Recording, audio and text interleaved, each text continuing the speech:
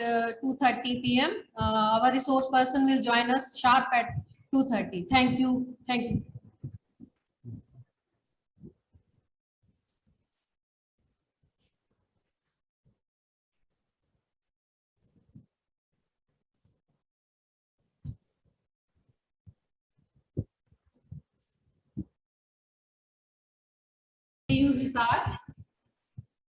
Now I request Dr. Ashish Agarwal, Professor, to present his experience and thoughts on the most famous topic, multifloic material, so that many attendees may learn a lot.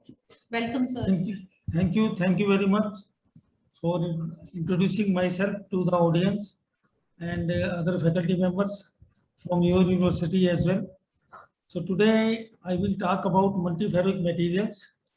So basically we will be discussing their applications and their classification and other many things. So let me share the screen. Just a minute. So is it all right now? Yes, sir. Okay. Yes, sir. Let me just a minute.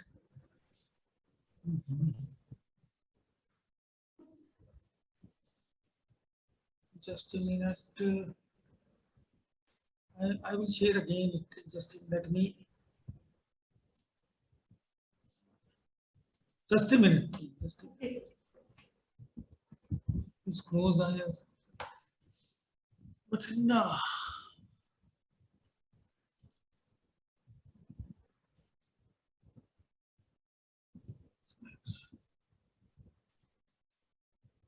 So,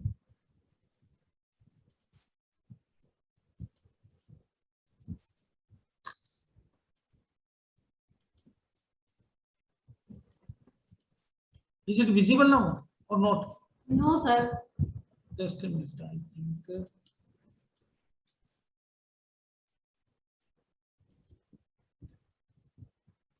It is I have. Let me join again. Just please beg me a pardon. Let me join again. It is not allowing me.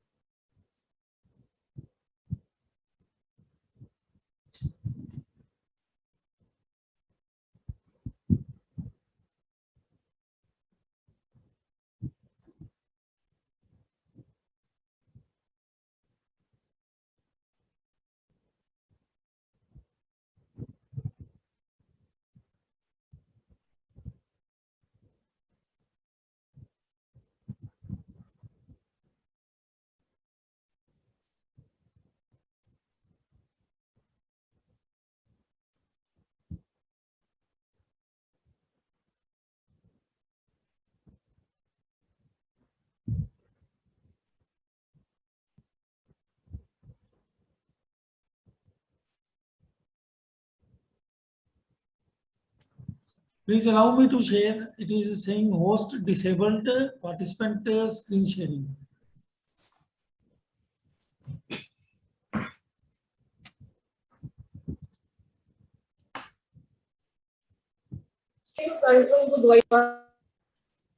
So sharing has been co-hosting has been shared. Okay, yeah. Now I can share. No, I can see. Yes. Yes. Now it is busy.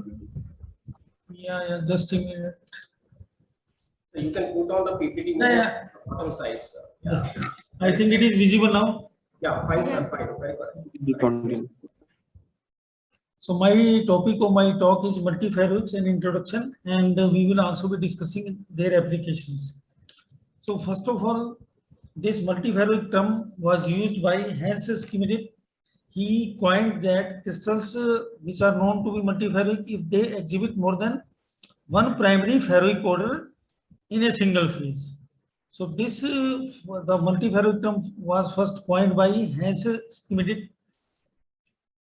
So if we go to the history of the field, just a minute. If you go to the history, it is, I think it might be, are you able to see this history of the work? Okay.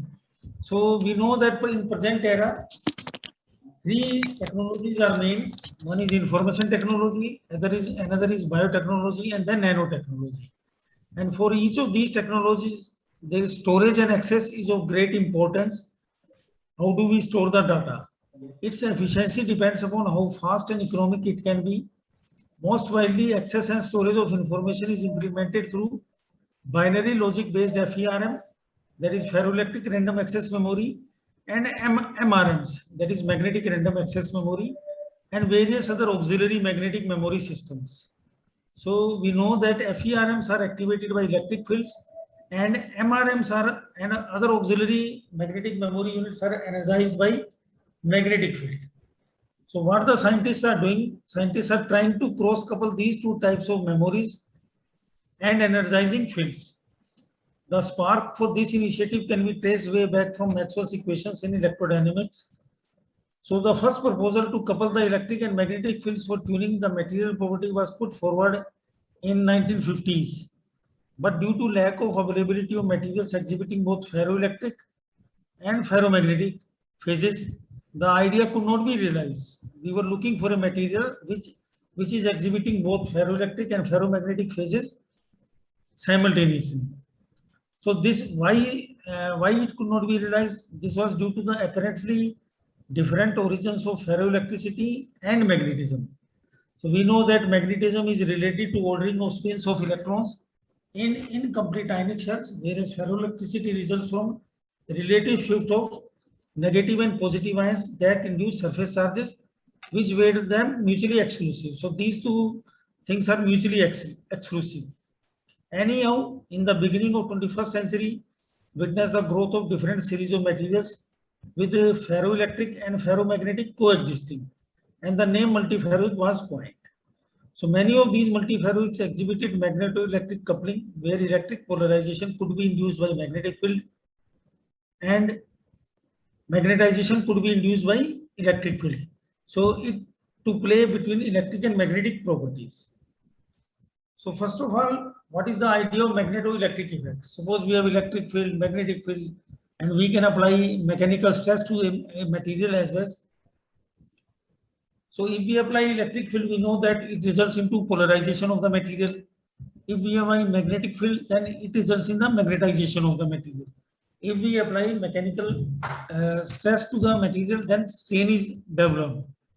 So we know about these various ferroic properties. So one is ferroelectricity, then one example is of this on the right hand side. This is the example of ferromagnetism, and on the left is the example of ferroelasticity. So we are familiar with these processes. So now we are looking for a material. Suppose if we apply magnetic field, then there can be resultant electric polarization, or if we apply electric field, then there can be resultant magnetization. So you can see, or if we apply some electric field, then there can be resultant strain in the material. Similarly, so we are linking all these three ferroic orders: ferroelectricity, ferromagnetism, and ferroelasticity. Suppose we are, so we should be able to polarize the material with the help of a magnetic field, and we should be able to magnetize a material with the help of electric field. So that is the idea of magnetoelectric effect. So this is the magnetoelectric effect which I was stating.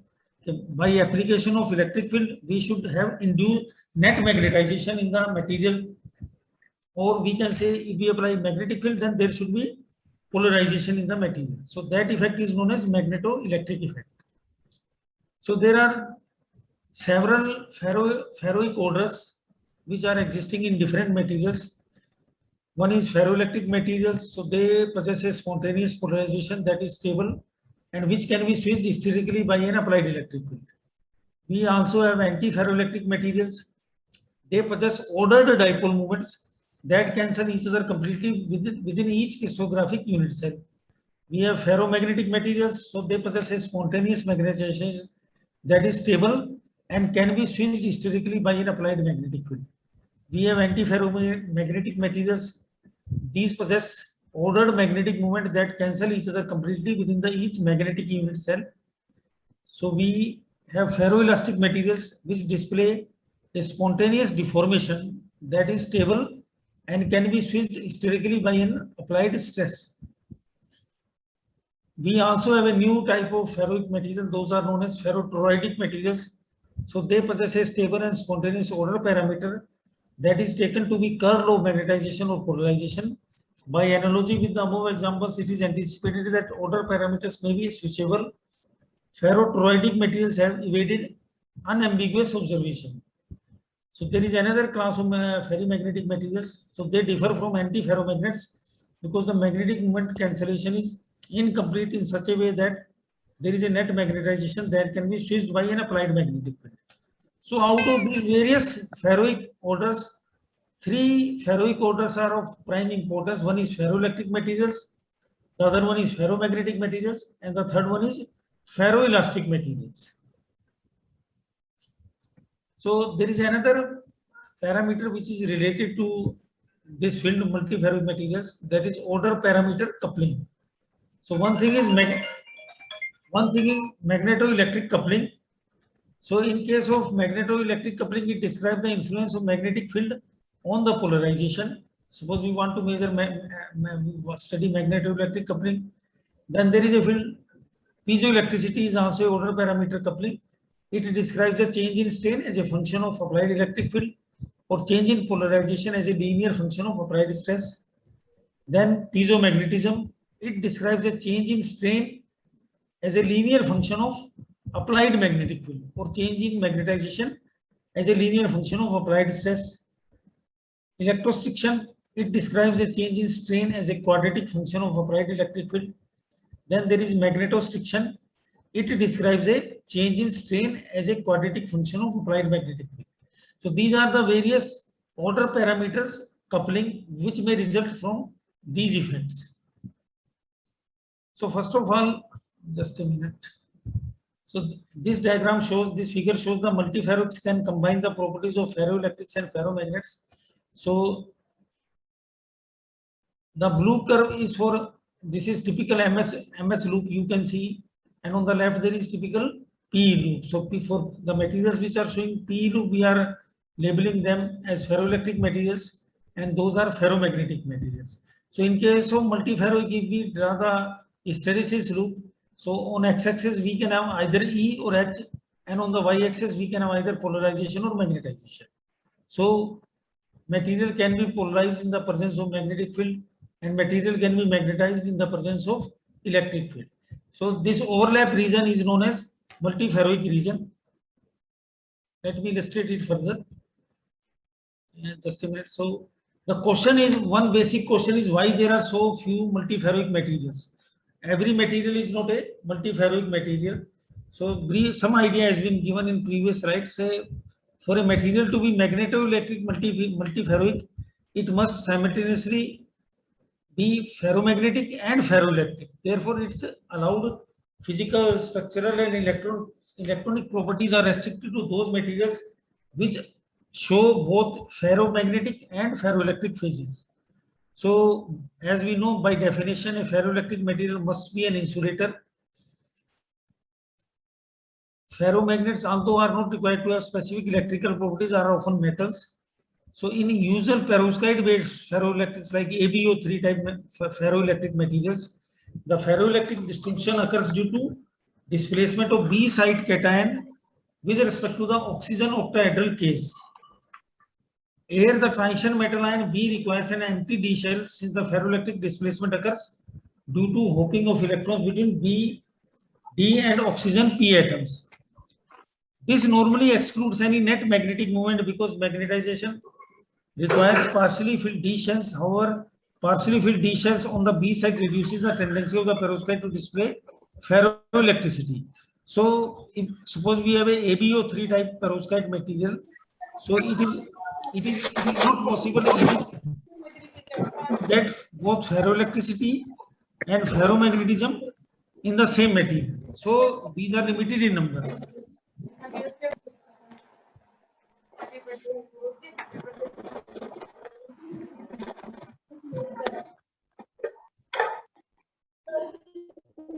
So this is the, some voice is coming. Is there some query? Hello. Anyway, let me continue. So this figure shows the classification of insulating oxides. So we know that the largest circle, purple color, it represents all the insulating oxides, among which one finds Dr. Satnam. Yeah, now it is all right. So the largest now it is fine. There was some noise from background. So this largest circle represents all the insulating oxides. So there are several examples like ferrite, we can have spinel ferrites, europium oxide, AbO3 type materials, manganites, barium titanate, lead titanate, PZT, and other manganites, BiFeO3, lead zirconate, and so these are various insulating oxides. So we want to identify for which insulating oxides we can find a multiferroic material. So if you see the largest circle represents all insulating oxides, among which one finds electrically polarizable material. So this green ellipsoid, it shows electrically polarizable materials. These materials are electrically polarizable. So for example, you can see barium titanate, yes, it is ferroelectric. PZT, it is electrically polarizable. Lead titanate is electrically polarizable. Lead zirconate is electrically polarizable. Then bismuth ferrite is also there. Terbium, TBMNO3, another form of this TB2MNO6, YMNO3. So they all are electrically polarizable. So they show hysteresis in if we do their electrical property measurement. And this orange one, they are magnetically polarizable materials, orange ellipse. So examples include like bismuth chromium oxide, BiCrO3, nickel oxide, lanthanum manganite, LaFeO3, then Ni, nickel ferrite, cobalt ferrite, commonly known as spinel ferrites, europium oxide, then cobalt chromate, BiMNO3. So these are the examples of the material which are magnetically polarizable. So this I am talking about orange ellipse. So within each ellipse, the circle represents materials with a finite polarization and oblique or a finite magnetization. So this magnetization can be ferromagnetism or ferrimagnet. Both are observed, both have been observed. So in each circle, so if you see the dark green circle or you see dark red circle, so those materials are showing both the properties. They are ferroelectric as well as either ferromagnetic or ferrimagnet. So depending upon this definition, multiferroics correspond to the intersection of between the ellipses or the circles. You can see the reason. So there, I'm not able to see the upper two, these two dots I'm not able to see, but you can see the common example like cobalt chromate, it is multiferroic. Bismuth ferrite is also multiferroic. TBMNO3, they are multiferroic. So the region which is overlapping this large red, small red circle and small green circle, so those materials are multiferroic materials. So for multiferroic, so we have just, it should show ferroelectricity and ferromagnetism or ferrimagnetism. So this is again the another way of presentation. So if you see the black ellipse, it shows magnetically polarizable materials. Black circle, it shows ferromagnetic materials. Yellow ellipse, it shows electrically polarizable materials. Green circle, it shows ferroelectric materials. And the slash, the red lines, that region shows the multiferroic materials. And the inner circle, small circle with cross blue lines, that shows magnetoelectric materials. So there is a classification of all the insulating, most of the studies insulating oxides. So this is one important table, the work done by other people. So many materials have been studied and their ferromagnetic ordering and their magnetic ordering, electrical ordering and magnetic ordering has been studied. So I will take only a couple of examples, like if I take YMNO3, the top one. So its space group is P63Cm, crystal structure is hexagonal. Magnetic ordering is antiferromagnetic ordering, and electrical ordering is ferroelectric. and its Néel temperature lies where somewhere between 70 to 80 Kelvin, and the Curie temperature is, I think it is just a minute, it is not visible to me, it is 914 Kelvin. Suppose we take another, so if we talk about Bismuth fluoride, DiFeO3, its space group is R3C, its crystal structure is rhombohedral, magnetic ordering is antiferromagnetic, electrical ordering is ferroelectric, its Néel temperature is 643 Kelvin, and its Curie temperature is 1100 Kelvin. So what we see, only very less number of materials are available which are which show ferromagnetic ordering and electrical ordering above room temperature. So Bismuth fluoride, one of those examples. So it shows its Néel temperature is 643 Kelvin and its Curie temperature is 1100 Kelvin. So it means it will show both ferroelectricity and ferromagnetism. It should show at room temperature. And for other materials, we have to go below room temperature. Suppose when I say YbMnO3, let us say its Néel temperature is 87. So we have to say that it is showing ferromagnetism below this temperature. Similarly for other materials. So Bismuth fluoride is an exception which shows its Néel temperature is well above room temperature. Similarly, its Curie temperature is well above room temperature.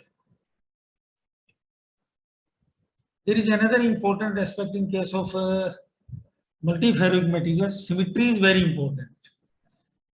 Symmetry in case of multiferroic. So each multiferroic property is closely linked to symmetry. So what we see, the primary ferroic properties can be characterized by their behavior under space and time inversion.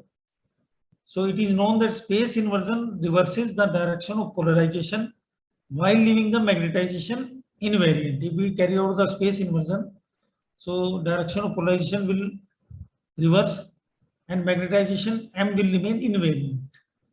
And if we do time reversal, in that case it will change the sign of M and the sign of P will remain invariant. So this is applicable for multiferroic materials. So magnetoelectric multiferroics require simultaneous violation of space and time inversion symmetry. So that I will also show on the next slide how space and time inversion symmetry is not is violated by these materials for being magnetoelectric multiferroic. So however, it has become a trend to use term multiferroic to mean the materials which are both spontaneous magnetic and electric ordering simultaneously. So on the other hand, the definition of multiferroic can be expanded as to include non-primary order parameters such as antiferromagnetism or ferrimagnetism. Initially, we were talking about primary ferroic orders, but now people are also using this multiferroic term for materials which show antiferromagnetism or ferrimagnetism. So many researchers in the field consider materials as multiferroic only if they exhibit coupling between these two order parameters, whatever they are following when they are ferromagnetic and ferroelectric. So there should be coupling between them. So this coupling allows the creation of magnetic movement by the application of applied electric field or creation of polarization with the application of magnetic field that I have shown in previous slides. So such a possibility has sparked the imagination of scientists interested in the design of electronic devices, as it would allow, among many other possibilities, the writing of a magnetic memory bit by an electric field while still permitting the reading process to make use of magnetic signal. So this figure explains time reversal and spatial inversion symmetry in ferroic materials. So in figure A, it is for ferromagnets. So figure B is for ferroelectrics and figure C is for multiferroic materials. So what is happening? If we see ferromagnets, so in case of ferromagnets, the local magnetic moment M may be represented classically by a charge that dynamically traces an orbit. So you can see on in figure A, top part in figure A. So there is a orbit we have drawn. So we are representing magnetic moment by drawing an orbit. So what is happening if we do time reversal or spatial inversion symmetry operation? Then if we do time reversal, then M is switched. M changes its sign And if we do spatial inversion, M will not change sign. So this is because material is purely ferromagnet. If we come to figure B, it is dealing with ferroelectric and we are applying some electric field. So here the local dipole moment P has been represented by positive point charge. So if we apply, in this case, if we apply time reversal, then P remains invariant. And if we do spatial inversion, P is switched. So it is reverse of that if we compare both ferromagnet and ferroelectric. In case of ferromagnet, if we do time reversal operation, M is changing its sign. Under spatial inversion, M is invariant. But in case of ferroelectric material, time reversal will lead to P remains invariant.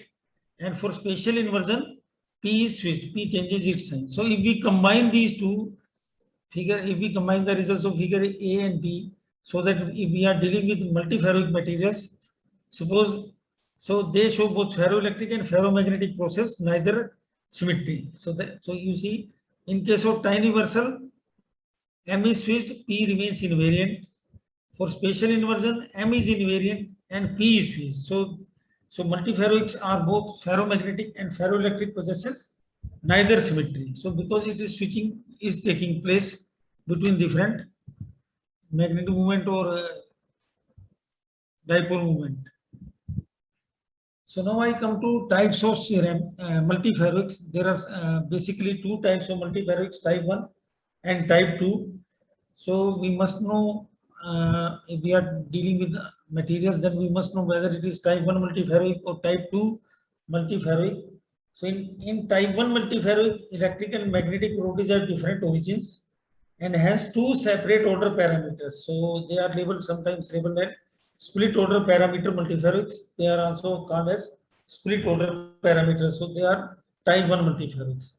Type 2 multiferroics, in which electrical properties stem from magnetic ordering. So that is known as joint order parameter multiferroics. So type 1 and type 2. So I will elaborate type 1 and type 2. So first I will elaborate type 1 order parameters. So this is another additional explanation of type 1. So this type 1 multiferroics, in this case ferroelectricity and magnetism have different origins and they are set on different temperatures. Suppose Néel temperature and Curie temperature, they vary. So they have medium and large spontaneous polarization. They can show medium or large spontaneous polarization. In case of type 2 multiferroics, ferroelectricity and magnetic order is due to spin system. So this is extremely small. We will observe extremely small spontaneous polarization, and there is rigid coupling between polarization and magnetic order. But resultant spontaneous polarization is small, whereas in case of type 1 materials, resultant spontaneous polarization can be medium or it can be large in case of type 1 multiferroics. So this, in case of type 1 multiferroics or split order parameter multiferroics, are usually, these are usually good ferroelectric materials with large electrical polarization. The ferroelectric transition temperature is often far above room temperature and well separated from magnetic transition temperature being lower. So usually Néel temperature is lower than Curie temperature for these materials, this type, and the coupling of magnetic and electrical properties is weak since they originate from different sources.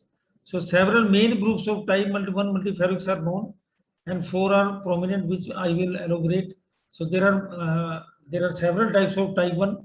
So but I will discuss about 4 important types of type 1 multiferroics. So number 1, first of them is, this is just a minute.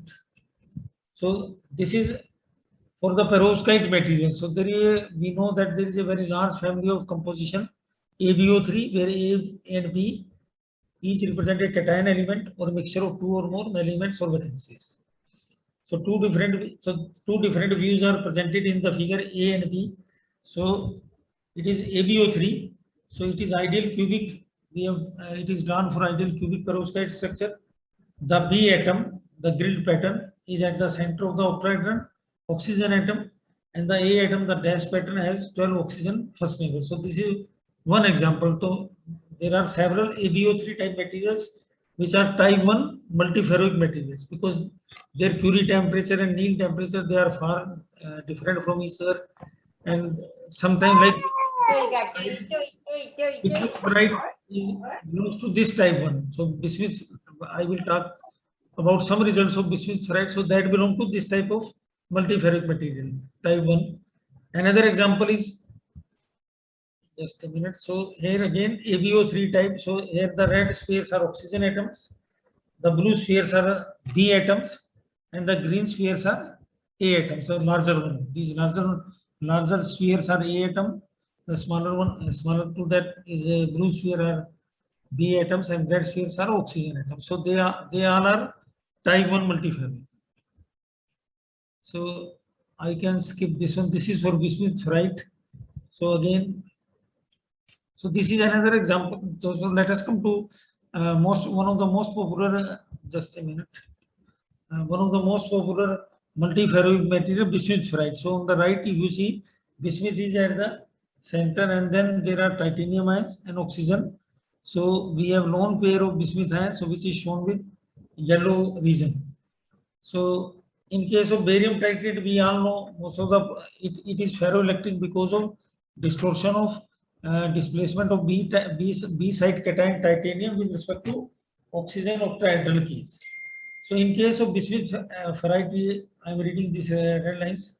So coexistence of magnetism and ferroelectricity. One possible mechanism is lone pair driven, where A side drives the displacement. That is, bismuth is driving the displacement, and partially filled D shell on the B side contributes to the magnetism. For example, bismuth ferrite. So on the right, the cubic structure for bismuth ferrite is done, although it is not cubic, it is rhomboidal. So for bismuth ferrite, the structure is done. So this is another type of multiferric. So just a minute, I am not able to see. Can I? Yeah, these are just a minute. Let me keep it somewhere. So these are charged order multiferrics. So this is the second type of type 1 multiferric. So a possible origin for the multiferric state is charge ordering. So such an order can occur in compound containing ions of mixed valency state with geometrical or magnetic frustration. So its example, one of the prominent example is LuFe2O4. So in this case, the figure is drawn for the bilayer of, there are bilayer of FeO2 triangular lattice in LuFe2O4 with a schematic view of charge distribution between the layers, and the interlayer charge ordering that results in macroscopic electric polarization induced by the red arrows. So we can see the polarization arrows. There are Fe3 plus ions and Fe2 plus ions. So it shows improper ferroelectricity below 330 Kelvin, and it has a double layer structure and with a triangular iron lattice within the each layer. So the ferroelectricity is coming from the charge ordering of magnetic ion with different valency states. So we see the ferroelectricity is coming from charge ordering of magnetic ions. So this Fe3 plus is having, and there are Fe2 plus ions as well. So they are producing ferroelectricity in this type of charge order multiferric. So this is charge order multiferrics. The third type is just a minute. So this is the third type. So these are geometrically frustrated multiferrics. This is the third type. All these are type 1 multiferrics. So this is the third of them, geometrically frustrated multiferrics. So here you see figure A. So there is geometrical frustration. Suppose we have some sample like taking example of, let us assume YMNO3. So here it is antiferromagnetic downward and then antiferromagnetic. The nature of spin at question mark is not known, because it can be up or it can be down. So that will lead to different behaviors. Just a minute. Yeah. So in this case, the spin on the third side can be in any direction, but then the interaction between this side and other two sides will be different. So as a consequence, the third side will move closer to one side or away from the another, which will break the symmetry, and it will introduce the ferroelectricity inside the material. So in case of geometrically frustrated multiferrics, competition of magnetic interaction between different ion sides can give rise to lattice distortions. For example, this YMNO3. So we can see the mechanism of polarization. It is due to tilting of MnO5 with magnetic Mn. So at low temperatures, the frustrated system can order into non-collinear structure to compensate the geometrical frustration. So now this is the example of value YMnO3. There are several other materials which show geometrical frustration based on dysprosium, holmium, and other materials which show geometrical frustration.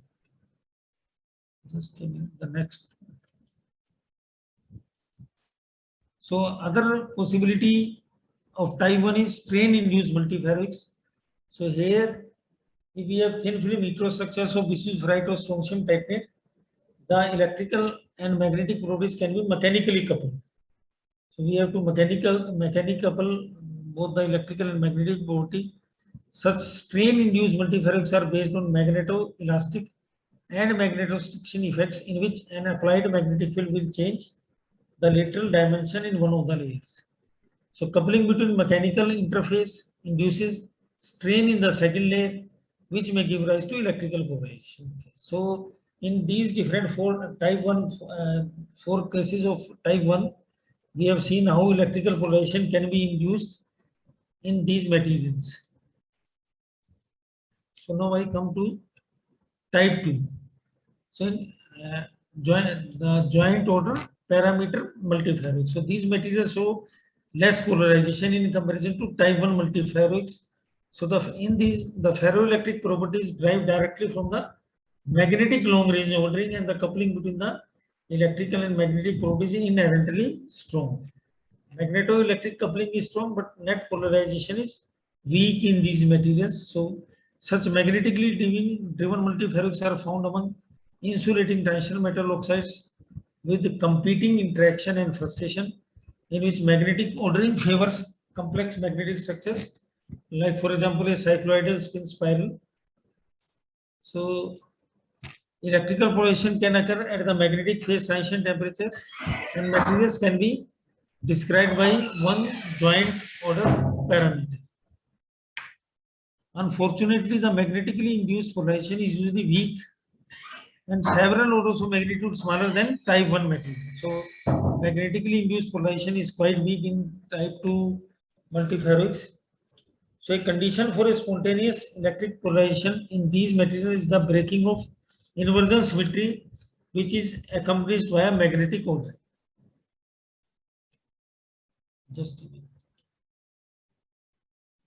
So I will take as a so far I have discussed about what are multiferroic materials and what are associated terms with them, and what are the types of multiferroic materials, type 1 multiferroic material and type 2. So rest of the slides I will talk about a material, bismuth ferrite, which has been widely studied because its Néel temperature and Curie temperature are well above room temperature. So we do not need experimental setup to go below room temperature, because they don't show any transition below room temperature. So because these Néel temperature and Curie temperature are well above room temperature. So it's a Néel temperature is 643 Kelvin and Curie temperature is 1100 Kelvin. So let me go to. So let me talk about its crystal structure. So it's the structure of ferroelectric phase. It's resolved experimentally using both X-ray and neutron diffraction. Can be understood as highly distorted perovskite with rhombohedral symmetry and space group R3C. So it's a space group is R3C. So it is having a distorted perovskite structure with rhombohedral symmetry. So we can see the primitive unit cell. Just a minute. We can see the primitive unit cell which are drawn below in the figure. So we can have a schematic view of R3C structure built up from 2 cubic perovskite unit cells. So the cations are displaced along one direction relative to the anions, and the oxygen octahedral rotate with alternating sense around the 111 axis. So this R3C symmetry permits the development of a spontaneous polarization along 111 direction and bismuth, iron and oxygen are displaced relative to one another along this threefold axis. So the largest relative displacement are those of bismuth relative to oxygen, so which is consistent with the active bismuth lone pair. So this polar displacement, which is relative in cubic perovskites, are noticeably extreme when compared with those with non-lone pair active perovskite ferroelectric such as barium titrate or potassium niobate, but are consistent with those observed in bismuth-based perovskites. So just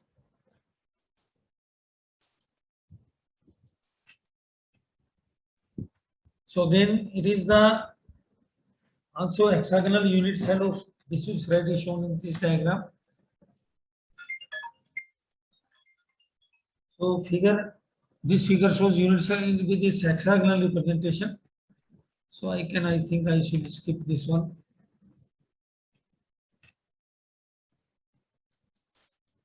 Just a minute. So these are some of the properties of bismuth ferrite regarding its ferroelectric behavior. So naturally, bismuth ferrite belongs to ferroelectric, so displacive type. So there is a displacement of iron. So it is a displacive type of ferroelectric material. The lone pair occupies as much volume as an oxide or fluoride anion in crystal. The 6s2 electrons of bismuth Bi3 plus hybridize with 2s and 2p of oxygen to form a space-filling localized lobe, which in turn pushes away its neighboring atoms, causing a structural destruction. The presence of lone pair makes the hybridization interaction between bismuth and oxygen different in different directions, and moreover, the effective ionic radius of bismuth ion decreases on one side and increases on the other side. The anisotropic nature of electrons at the bismuth site stabilizes off-center displaced structure. So this results in the polarization in the direction of 111, what I was saying in the previous slide. So we have polarization in 111 direction.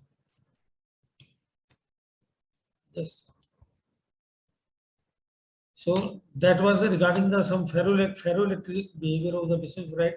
So this slide is about magnetic symmetry and spin cycloid, which is observed in case of bismuth ferrite. So the local short range magnetic orbiting of bismuth ferrite is antiferromagnetic. That is, each Fe3 plus spin is surrounded by 6 anti-parallel spins on the nearest Fe neighbors. So the spins are in fact not perfectly anti-parallel, as there is weak tenting moment caused by the local magnetoelectric coupling to the polarization. And the third observation is superimposed on this tenting. There is also a long-range superstructure consisting of an incommensurate spin cycloid of antiferromagnetic order sublattice. So this cycloid is shown in the right. So suppose we have marked 111 direction in which it is showing polarization, and it's a anti-ferromagnetic structure is drawn, and magnetic moments are described a cycloid with a period of 640 nanometer. So this cycloid has a very long repeat distance of about 62 to 64 nanometer and a propagation vector along 1, 0, -1 direction.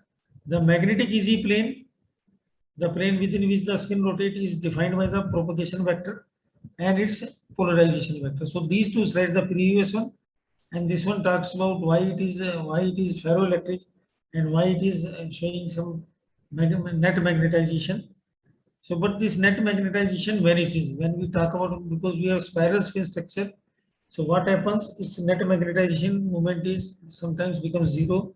So that I will show in the next slide. Just a minute. So there are some problems associated with bismuth ferrite. So it's one of the problem is it's a spin cycloid. So there is no net magnetization. So if you see the net magnetization for a particular for this length 62 nanometer, net magnetization becomes 0. So if net magnetization is 0, then it will inhibit linear magnetoelectric coupling. So we will not observe magnetoelectric coupling in this material. So how we can come over these problems? So there are several methods of dealing with this problem. So these are the limitations which I was saying, limitations of bismuth ferrite. So this spatially modulated space structure with an incommensurate long wavelength period of 62 nanometer cancels the macroscopic magnetization, and it also inhibits the observation of linear magnetoelectric effect. And the bulk BiFO3 is characterized by another problem associated with bismuth ferrite. That serious current leakage problems due to existence of large number of charge centers during synthesis, like generation of oxygen ion vacancies and evaporation of Bi2O3 evaporation during sintering process. So that makes it difficult to achieve high resistivity. So these problems limit the use of BiFeO3 for the fabrication of multiferric multifunctional devices.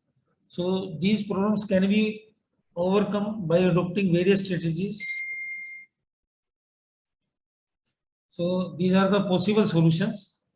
So one is either we synthesize bismuth ferrite nanoparticles with grain size below 62 nanometer to achieve ferromagnetism by destroying spiral space structure.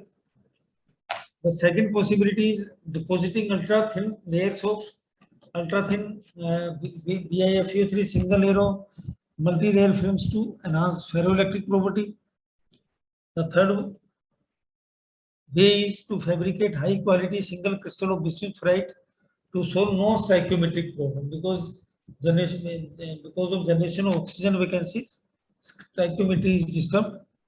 And the fourth option is doping rare earth lanthanide ion like lanthanum, neodymium, samarium, dysprosium, holmium, terbium, or divalent ion like calcium, strontium, barium, lead at the A site. That is, we substitute bismuth with or dope bismuth with some other rare earth lanthanide ions or divalent ions, or we can substitute iron with niobium, manganese, chromium, titanium, etc.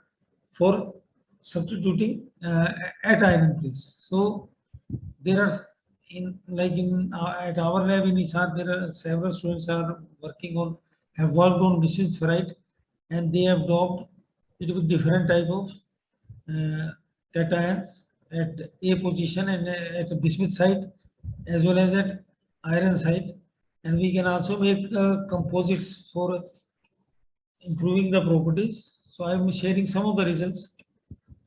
So these are the just a minute. So these are the retrieval refined XRD patterns for samples having composition Bi 0.8 and D 0.2 FeO3 ceramics. So these were prepared using solid state reaction method, and neodymium concentration has been kept fixed. So this is some representative diagram. It is not the whole study. So samples were centered for 1 hour, 2 hour, and 3 hour. So their XRD results are shown. So we can see from these XRD patterns that there is change in space group. So if you see for ND1, there is the zoomed one on the right. So 121, 110, then 104. So, but for ND2 sample we have 200, 122, and for this one, sorry, just a minute. So for ND2 sample, ND3 sample we have 200 and 122. So there are different. So there is change in space group. So we are getting different space groups at by carrying out sintering at different temperatures, and all the phases are stable. It is not like that if we have sintered it for 1 hour, then it will lose its space group, or if we have sintered for 2 hours. So all those space groups are stable. Either we sinter. So one of the students has studied the effect of sintering time on different space groups arising in this bismuth ferrite, and by doping 20% of neodymium. So you can see. So these are retrieval refined XRD patterns. And this is the neutron diffraction pattern for the same samples. So neutron diffraction was recorded at BARC Mumbai. So here you can see, we can see variation in crystal structure I have not brought all the results, just representative diagram. So here we can see the variation in spin structure. So by recording neutron diffraction, we can know about the how the spin is behaving. So spin structure is recorded using neutron diffraction. So I think this one is the result. So this is the magnetic structure, or we can say spin structure for these ceramics. So this has been drawn on the basis of study of neutron diffraction. So you can see there is variation of spin in different samples. So because this sample B is possessing, sample A is possessing one group, its magnetic space group is 1, and for ND3 sample it is also one type of magnetic space group, but for ND2 sample there are 2 space groups. So you can see both the magnetic unit cells are shown for this sample for ND2 sample. So by recording neutron diffraction, we can get all information about spin structure of the material. Then I come to next one.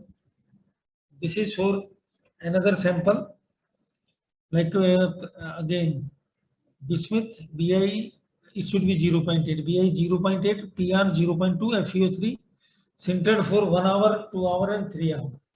So here we can see, so PR1 sample XRD patterns for all the 3 samples.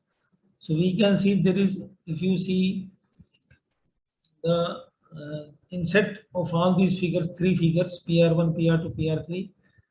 So we can see the variation in the crystal structure arrangement of atomic arrangement of different atoms.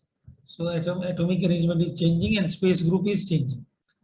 So this is for using praseodymium doping. So samples were sintered for 1 hour, 2 hour and 3 hour respectively.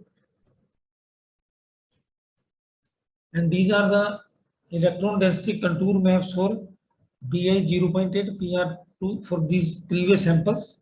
So these were sintered at 1 hour, 2 hour and 3 hour. So here again we using electron density. So this can be done in full proof. So when we are doing virtual refinement using full program, so in that full proof suite of programs, there is a provision to plot Fourier map and electron density contour map. So the input data is also the same once you do the refinement, and then you feed the data in this program, Fourier map program. So then we can also get electron density contour map. So this shows the distribution of electron density in the 3 samples. So this is let me just a minute. So upper one is for this one. The lower one is for, this is for PR1 sample. The lower one, it is labeled PR21, PR22, PR23 anyway. So this is for 1 hour, 2 hour and 3 hour. So the lowest one is for PR21. So sample which was sintered for 1 hour. Then the sample sintered for 2 hours, and then the upper one for sample sintered for 3 hours. So we can get electron density distribution using ritual refinement in itself, and we can also so these are electron density maps. So these are 2-dimensional. Similarly, this result can be plotted in 3 dimensions so that we can get 3-dimensional Fourier maps. So from that we can have an idea of electron distribution, because electron density plays an important role in X-ray diffraction, because as all we know, the intensity in X-ray diffraction is governed by the electron density distribution. So how electrons are distributed in the material and how X-ray scattering is taking place from these materials. So that gives a lot of information. So about, and that also tells us about the phase purity of the sample. Suppose if there is some impurity, then it will, this electron density map will indicate about the impurity. So we have to match these data with the XRD patterns. Then let me move to this one. Is for just a minute. This is for work carried out by one of the student. He doped molybdenum because holmium has high magnet, it is having very high magnetic moment of the order of 10.6 Bohr magneton. So its magnetic moment of holmium is very high among other periodic table elements like holmium or terbium. So we thought that because it is having high magnetic moment, so it will influence the properties of ferromagnetic properties of bismuth ferrite. So this study was done by that student. So he dumped all with bismuth. He substituted bismuth with holmium, and substitution was 5 mole percent, 10 mole percent, 15 mole percent, and 20 mole percent. So on the left, in the left figure, so you can see the X-ray diffraction patterns. So and on the right, in the right figure, we can see the retrieve refined XRD patterns. So we can see the variation of space group. Let me see if I can zoom it. Just a minute. So we can see the variation in the so there is a change in crystal structure. So that table I am not sharing the retrieve defined table. So there is a change in crystal structure with the doping of holmium. So up to 15 it is in the same phase. But when we go up to 20, there is change in crystal structure. So that is studied using ritual refinement. And in the synthesis, in these two diagrams, like two are shown in this one. So these are plotted using Vesta program. So we can see how the different atoms are arranged in case of this bismuth ferrite doped with holmium at A site. Then there is a, so these are again because we have doped with the holmium, so we were interested in studying neutron diffraction pattern at room temperature. However, because as I mentioned, bismuth ferrite, the mean temperature is 643 Kelvin. So there will not be much change in magnetic structure of this material because the transition will take place at 643 Kelvin. But even though these studies were done, so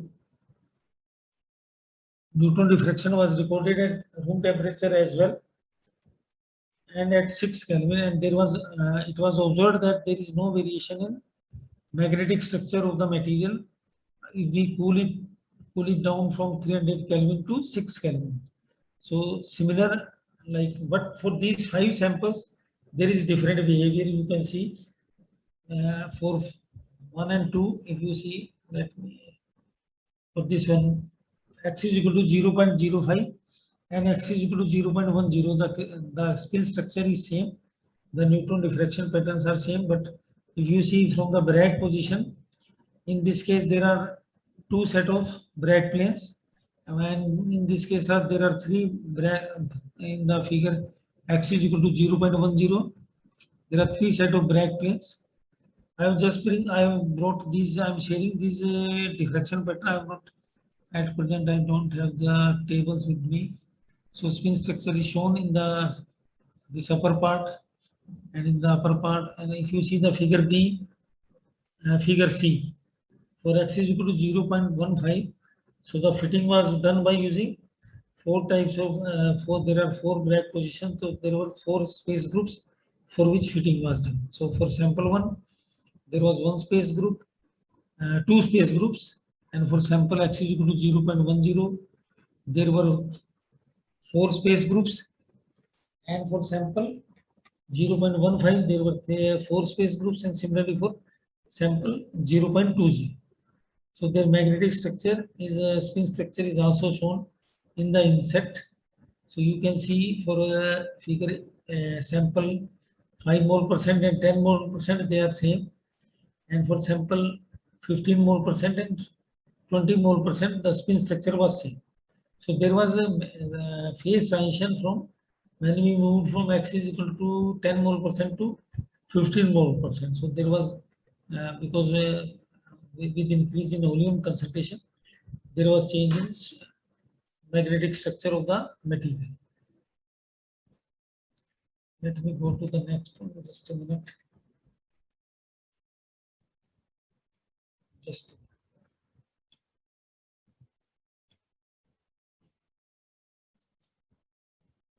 Just a minute. So this is the neutron diffraction. So this shows the some of the results from the magnetic measurement, this neutron diffraction measurement. So we can see the variation of unit cell volume and phase fraction. So this is from XRD investigation. So you can see with increase in, so there are two types of phases. This one is hexagonal structure, another is orthorhombic. Well, let me zoom it.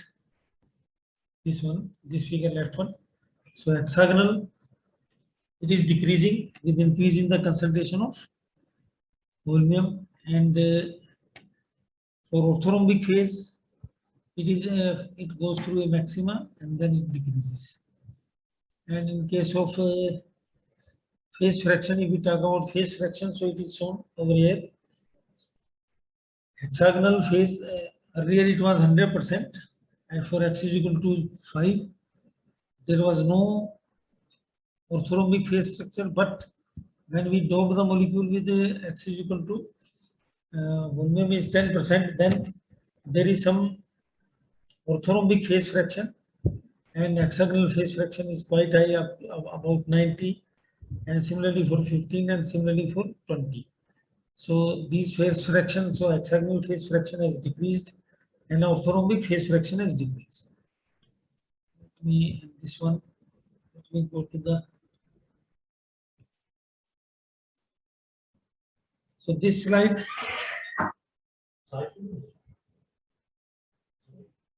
this slide shows the variation of magnetization with magnetic field for compounds at 5 Kelvin and 3 degrees. So let me zoom it.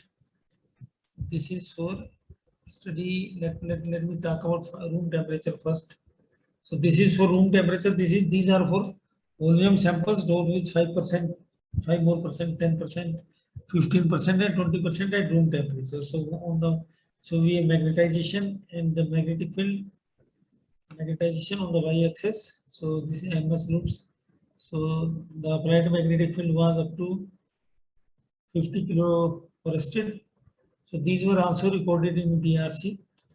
So we at room temperature we can see we were not easily. So it was zoomed. If you see the inset, we can see the variation in coercive field and magnetization with different concentrations of volume. So these were recorded at room temperature, and similarly this was recorded at 5 Kelvin. So here you can see there is some increase or let me scale the figure. This is, if you see the unit of the magnetization in the figure B, it is from let us say minus 0.12 to 0.12, but in this case it is minus 1 to 1. So there is increase in magnetic moment when we record at room temperature. So the zoomed version is shown in inset. So here you can see we can study the variation of these different parameters, and so here it is again shown separately for comparison for all the samples. So this is for 5 more percent. If you see, we have dropped with volume, and then 10 more percent. 10 more percent. This is 15. This is not 5. This is for repeated. I think this is 5, 10, and this should be 15. I think this figure is wrong, and this is for 20 more percent. So if we zoom them, then we can see that they are showing ferromagnetism at room temperature, and as well as naturally magnetic moment will increase at room temperature. I think this is the last slide, Dr. Satnam. Are you listening me? Hello? Hello? Hello, Hanji, yes, sir. I think थोड़ा जल्दी कराया मैंने. So this is the Department of Physics at Guru Jambheshwar University, where I am sitting right now, and I'm thanks to all of you.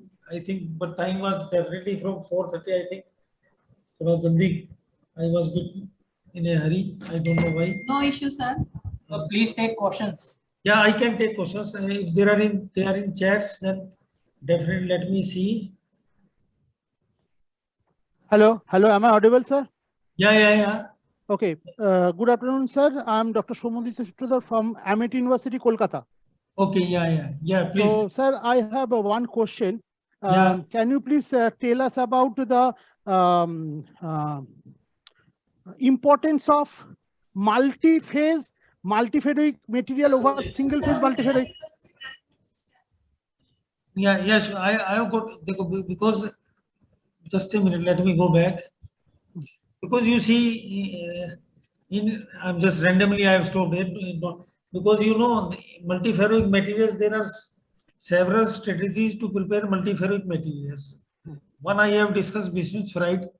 So in case of this is, we are observing in a single phase, we have a single material and we are observing ferroelectricity and ferromagnetism, and we are also observing there is magnetoelectric coupling as well. The other strategy is that if we prepare composites, suppose I take some spinel ferrite. Let us take let me go to one slide initially. I think classification of insulated oxide. I will take example from there. Suppose this one. Suppose you see what we have seen the law, this semicircle. So not semicircle, red circle. So these all are magnetic materials. They all are ferromagnet, and the green one are ferroelectric, green circle. So suppose I make a material of nickel ferrite with barium titanate. So people are doing since last 20 years, more than that. So they are preparing composites. So in case of composite, what we are taking one ferromagnetic material and we are taking one ferroelectric material. So we can, there is always a difference in coupling. Suppose we have there are different types of coupling. So it has been observed in case of composites, if we talk about magnetoelectric coupling parameter, in case of composites its value is higher, and even polarization is higher in case of composites. Suppose I am taking nickel ferrite NiFe2O4 as a magnetic material and barium titanate as a ferroelectric material, and I am making a composite, whether I am preparing some nanomaterial or using solid state reaction or any technique, does not matter. I am preparing a composite, and on the one end is bismuth ferrite. So if we compare, so it has been observed in case of composites, magnetoelectric coupling is higher in case of composite. When we measure magnetoelectric coupling coefficient, so there are reports and several review articles. They established that in case of composites, the value of magnetoelectric coupling coefficient is much higher than pristine BiFO3, or even if doped BiFO3, the values are higher. So both strategies are doing their role. So these composite people are also studying composites. So from the application point of view, which one is more important, single phase or multi-phase? From the actual application point of view. I think multi-phase material is more important, because in this case, because if you see, if you, like I am repeating again, if we have nickel ferrite Right. or barium titanate, so barium titanate as itself has large polarization, so we will get better properties in case of multi-phase material, multi-phase multiferroics. Right. So we should take care of that coupling effect very carefully. If we are, Because once we synthesize the samples, I have not shared those results, because in case of there are we can have experiment for magnetoelectric coupling. In that case, we apply magnetic field and we measure the polarization, okay, or we apply electric field and we measure the magnetization. So there is Right. a associated alpha parameter, magnetoelectric coupling parameter, alpha, beta. There are several other parameters. So their value is quite high in case of multi-phase composites. okay, okay. All right. Okay. Thank you, sir. Thank you very much. Yeah, thank you. Yes, sir. There are some questions from my side also. Yeah, please. So my first question is, in type 1 multiferroic material, either space inversion or time reversal. Yeah, this one. So you are saying Sir, in type 1 multiphoric materials, either space inversion or time reversal exists. Yeah, but you see, like in this diagram is for general. For this is applicable, I think, to type 1 as well as type 2. Yes, So I think in both the space and time inversion should remain same in case of type 1 and type 2. I'm not 100% sure. I'm not, but I think it should remain same for type 1 as well as type 2. It may be different. I am not 100% sure. So my second question is, if the material has a high Néel temperature or low Curie temperature, what does it mean, sir? So, like if I go to let me take some example. Like let us take example from this table. So if you see first compound YMNO3, Yes, so sir. in this case you see Néel temperature is quite well below room temperature. It is somewhere yes. between 70 to 80 Kelvin, and I think Curie temperature 914. 914. Hanji. 914 Hanji, Kelvin. 914. So Yes. what is happening? So in case of what is happening in case of type 2 materials, this is the particular case their Néel temperature and Curie temperature quite apart. So what is it will, because if we have, suppose in case of bismuth ferrite, both Néel temperature and Curie temperature are well above room temperature. So if you see bismuth ferrite 640 Kelvin, 43 Néel temperature, 1100 Curie temperature. So we can use this material at room temperature. But if you see YMNO3, we have to go below 70 Kelvin or 80 Kelvin to use it as an application purpose. So bismuth ferrite can be used as an application directly at room temperature. So that is why it has been widely studied, because its Néel temperature and Curie temperature both are well above room temperature. So my third question is, because I am much interesting about multiphoric materials, Yeah, that's sure, why I am sure. asking. Yeah, welcome. So my third question is, you have told the third type of multiphoric materials, geometrically frustrated Yes. multiphorics. Yeah. Sir, are those possible in hexagonal or orthorhombic structure? Basically, what from my knowledge of this subject, like this example is for YMNO3 type of material, which is showing geometrical frustration. Nowadays, people are studying compound. I may be wrong. They are based on dysprosium or holmium. They were discovered about 13 or 12 years ago. So their publications, there are several publications in like PR, Physical Review, P, and other journals. So example, right now I am DY2 something, DY2 TiO7, something like that composition. So there are several other materials which are being studied apart from this. So their structure. I have not studied about their crystal structure, but they are oxides which are below room temperature. They are geometrically frustrated. They are oxide materials. I am not sure whether they will possess hexagonal structure.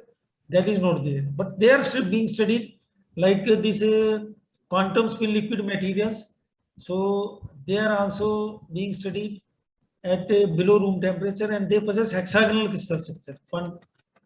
So oxides, so these geometrically frustrated multiferroics are also oxide in nature. It is not necessary that they are not non-oxide. So many publications are there on oxide materials which are geometrically frustrated, and they show multiferric behavior. So my last question is, what is the benefit of hexagonal phase developed in holmium substituted bismuth ferrite? Hexagonal. So because when we do ritual refinement, Yes. so just let me go to this diagram or this one. If we go to let us start out this one, this crystal structure. So when we do ritual refinement, so when we do ritual refinement, so we have to select the space group. So in this case, this was, you see, orthorhombic and hexagonal. So there are different phase fractions. So this exists in the material. This hexagonal crystal structure exists in the material. Is it complete? Sir, either magnetic properties or optical properties will be enhanced if the hexagonal phase is developed in holmium substituted bismuth ferrite. Mainly magnetic, mainly because you know in case of neutron diffraction we have to have a magnetic space group and a crystallographic space group. So both the space groups are used. Like when if I talk about this figure C, x is equal to 0.15. So there are 4 Bragg positions. So 2 are for magnetic space group, and the rest 2 are for the crystallographic space group. So both things go inside this neutron diffraction fitting, because it is not purely on the basis of magnetic space group. So we have to consider crystallographic space group while doing retrieval refinement in case of neutron diffraction patterns. So hexagonal is also available there, and orthorhombic. And as you are talking, what will influence the properties? So right now we have not studied, like in this case of holmium, how its dielectric constant or other property varied with the doping of holmium. So these are the results for only for X-ray diffraction and neutron diffraction. Rest of the studies we have not done, like measurement of dielectric constant or some other property that has not been studied by us right now.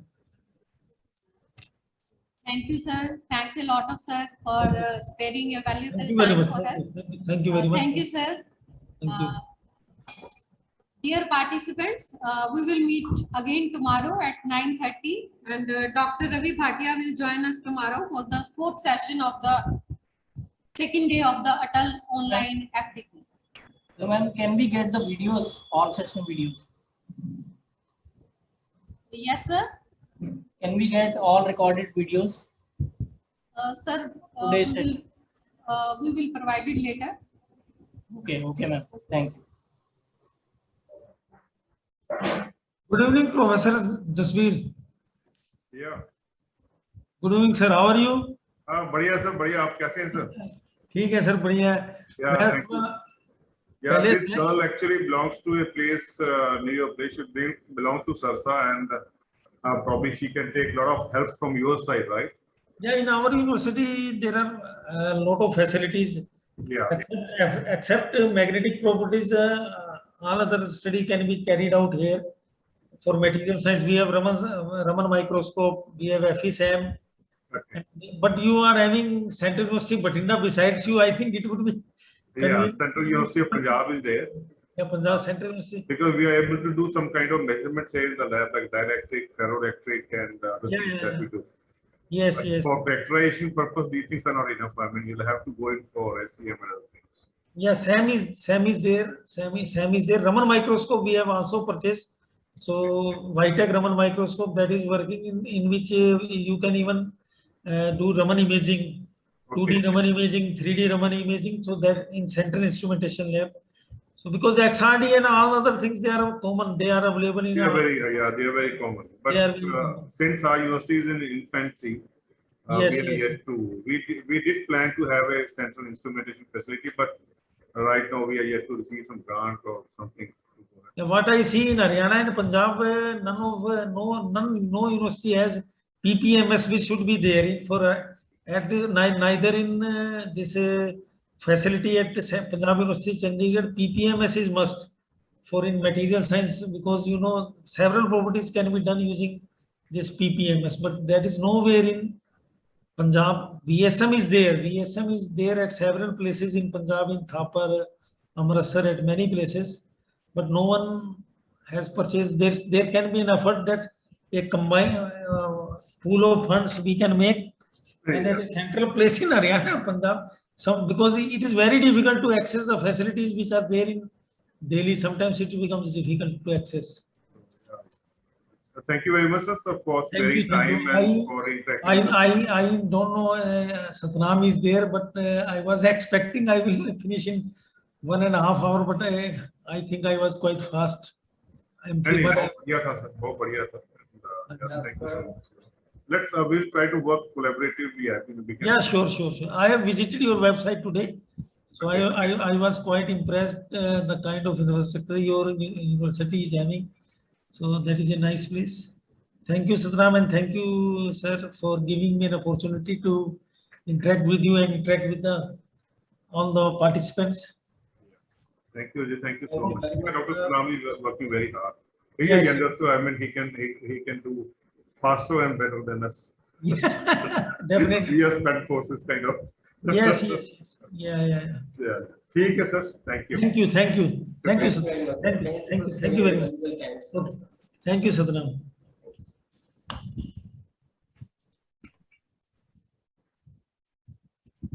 अच्छा ना. Yes, sir. Hello. Am I audible? क्योंकि विचों जी मेरा mic एक खराब हो गया सी, so I used to use my own laptop. So in fact मैं जब कल क्रॉस चेक ही कर रहा सी, कल ही मेरी लिप इम्यूनिटी ਤੁਹਾਡੇ तक पहुंच गई है कि गल भी पहुंच गई है. Yes, sir. We are clearly audible, sir. No issue. आवाज ठीक आ रही. Yes, sir. Yeah. प्रिया ਨੂੰ ਲੱਗਦਾ ਸੁਣ ਨਹੀਂ ਰਹੀ. प्रिया is not responding anywhere. Yeah. चलो ठीक है. Thank you, sir. Thank you very much. Thanks to all the audience for being patient listener. So tomorrow morning at 9:30, we will start again. We will be having Dr. Ravi Bhatia with us for the next fourth session of the Atal FTP. Thank you very much once again. Yeah, thank you everybody. Thank you so much for being with us. Thank you very much. Thank you, Dr. Satnam.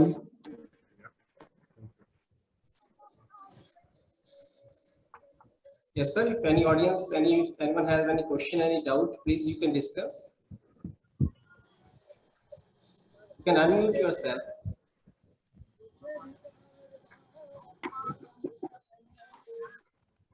आवाज नहीं सुन रही. Is there anybody talking, speaking to us?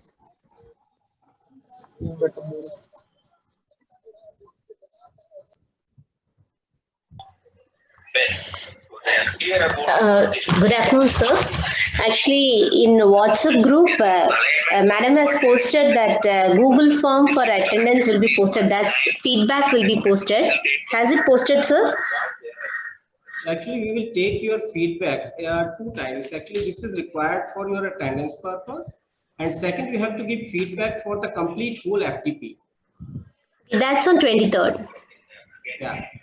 The FTP feedback that you will give on the Atal website. Yeah, that we will do. But Ma'am has posted that the same day evening to complete that. That is just for attendance purpose because we have to give your attendance on the